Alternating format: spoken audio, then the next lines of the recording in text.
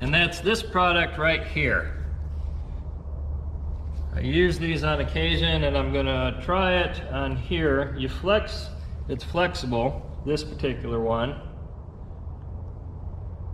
and you get it to go to the shape of the fender.